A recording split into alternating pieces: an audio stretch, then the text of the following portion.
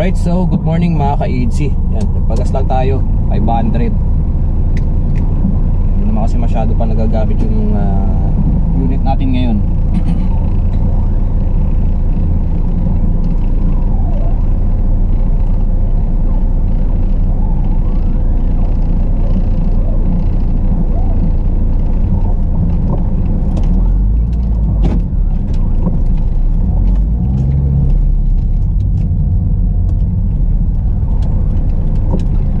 So quick review lang tayo mga ka-EDC dito sa pinakabit natin na leather seat cover para sa ating Honda City ITSI. Right? So ito is quick review lang, shop, presyo, and then yung ano natin, kumbaga yung advantage and disadvantage. Pero syempre bago yan, pasok muna natin yung intro natin.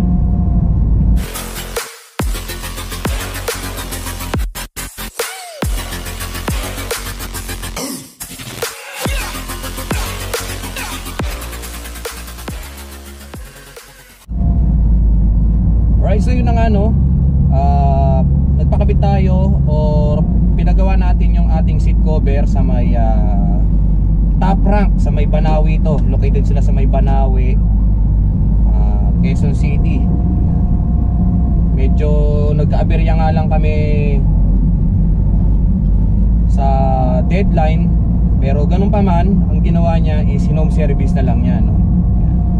So itong leather natin na seat cover is German leather siya. And then ano nga ba yung mga kasama dun sa package na bilhin na kinuha natin, no? So bali yung set na kinuha ko is 4,500. Yan. So napakamurang halaga for German leather na klase na seat cover.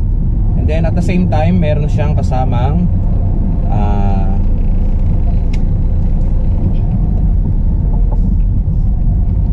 meron na siyang kasamang pillow, kumbaga itong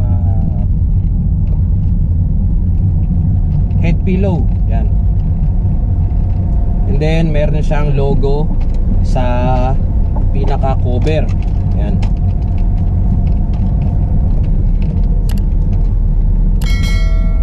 Then at the same time, tayo pa yung mamimili ng design na gusto nating ipalagay. Yan. So quick tour ko lang kayo dun sa ating seat cover. Paparada lang natin. Nagpagas lang tayo, tapos parada na natin. Kasi more on ano lang tayo talaga eh, nagmumotor lang talaga ako pang araw-araw.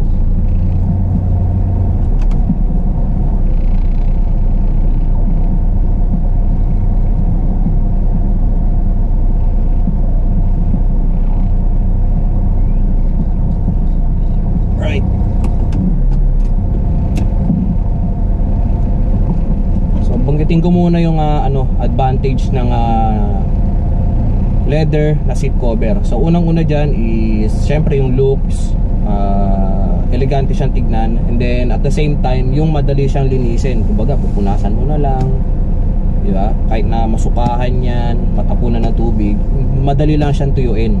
Alright? And then syempre yung disadvantage niya na nakikita ko dito is kumbaga parang nakakadagdag init. Especially ngayon napakainit, kaya make sure nyo na dapat laging malakas yung aircon nyo, malinis yung aircon nyo para maganda yung flow ng o kaya madali makalamig yung aircon natin, no, para hindi natin maramdaman yung, kasi kumakapit talaga yung dito eh, yung init kahit pa paano sa leather, especially pag nabibilad sa araw. So sa halagang 4,500, ito yung set natin. Yan. Bali, ito na yung package na kinuha natin, no, na 4,500. Yan. So sa design, ikaw nang bahalang mamili. Meron na rin siyang kasamang head pillow. And then meron siyang ayan, naka embroidered yung yung logo, passenger, and then driver side. Sa likod wala na siya. Yan.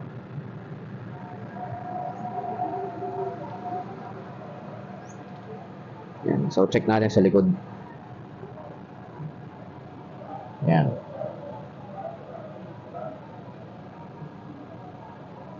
So, saktong-sakto lang. Yun. Okay, sa likod niya. Alright. So, yun lang naman mga ka-EDC sa mga naghahanap ng budget meal na seat cover para sa kanilang mga sasakyan. Pwede nyo subukan dito sa may Top Rank, no? Libre na rin ang install sa kanila. Sila na rin ang magkakabit niyan.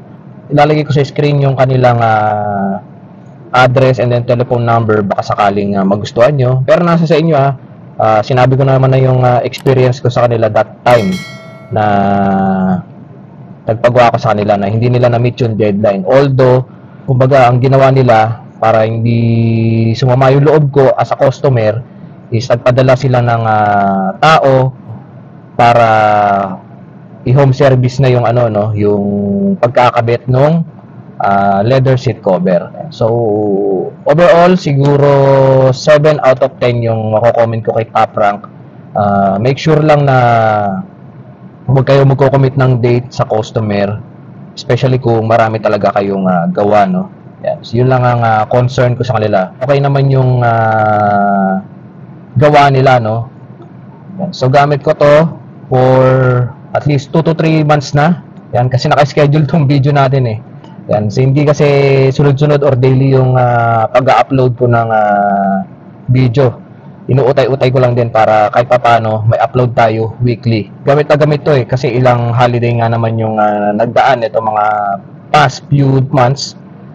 Marami tayong sakay, back and forth tayo, Manila to Nueva Ecija. Yan. Overall, maganda yung product. Yan, so papakita ko sa inyo yung video nung hinong service yung pagkakabit ng upuan. Yan.